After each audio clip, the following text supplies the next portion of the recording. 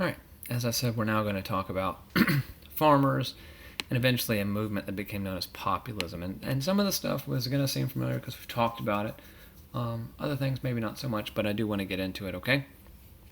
So, here we go. Now, as we said earlier on, the American people decided to move west because of an act of Congress that was called the Homestead Act. And in essence, the Homestead Act provided lands at a cheap price so people could go west and basically settle this area. Now, if you understand something, we don't want people going out there unless there's an opportunity to make money. And so what was the big money-making opportunity? At this time, we're in the 1860s, 1870s, and we're going to start transitioning from an agrarian or a farmer society. Agrarian is another word for that, along with agricultural and Granger, and we'll get that in a second, to an industrial society. And the link between those two is the railroad. The railroad is the link between the two. How do we become more industrial? Now, a really big accomplishment happened in this, and that was the formation of what is called the Transcontinental Railroad. And trans is a prefix meaning across, continent, the North American continent, and so this is a railroad that would basically stretch across the continent and bring things that we wanted.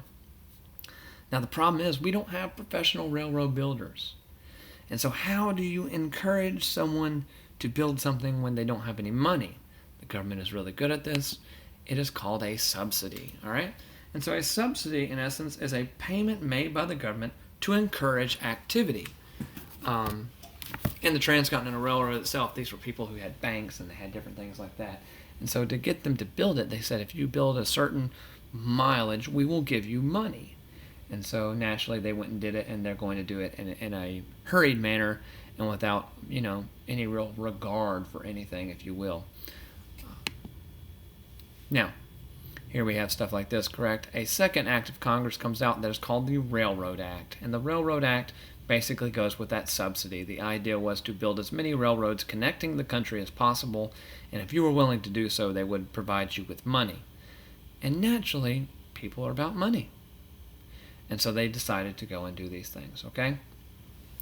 Now, around this time here in late 1800s and going into the 1900s, a service is set up, and some of you have probably been to some of these, and it's called the National Forest Service. And the idea was that these areas should not be exploited for different things, mainly out in the Northwest, and you can see all that acreage, right? And we'll talk about Teddy Roosevelt when he sets this up later on. But the idea of the National Forest Service was to set lands aside for non-commercial use so that people could go and enjoy these things. And we'll talk about that when we get into Teddy Roosevelt later on. Now, we've all seen this before, but do we understand what John Deere did? John Deere made farming easier, but he also made it less appealing to people.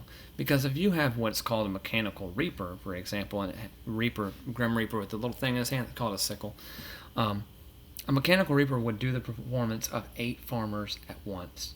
So that means you don't need 8 farmers, you need 1 to run this thing, correct?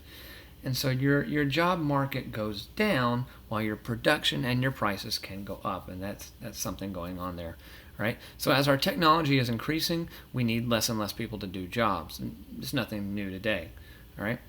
Now, 2 more acts of Congress here we need to talk about. The first one we have is Hatch Act, okay? And we'll come back to the Morrill Act. But what did the Hatch Act do?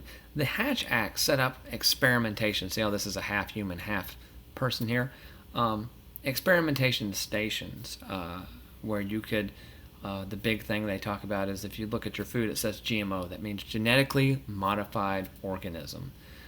In other words, that's corn that's not grown in the ground. It's grown in a lab, not in a farm.